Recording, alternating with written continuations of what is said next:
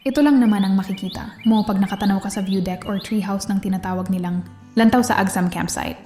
Bundok, magagandang bulaklak, preskong simoy ng hangin, at huni ng ibon ang may experience mo. Dito na parang papatulugin ka ng mahimbing na animoy. Pagkagising mo ay naisip mo na ang solusyon sa iyong mga problema. Sa 30 pesos muna nga, pala na entrance fee ay pwede mo nang tulugan. Ang kanilang mga rooms for a while sa araw. Kahit yung isa sa 3 layers na treehouse ay pwede nyo nang suluhin ng girlfriend or boyfriend mo.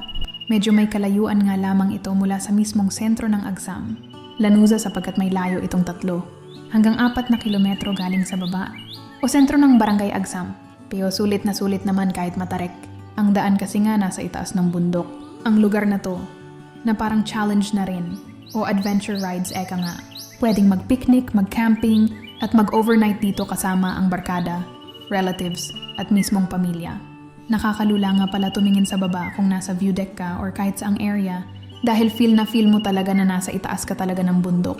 Lalo na kung ikaw ay may fear of heights or takot sa matataas na lugar.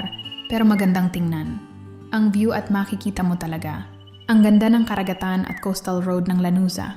Kaya ano pang inaantay mo isama na ang tropa at sulitin na ang weekend ng walang humpay na kwentuhan at tawanan.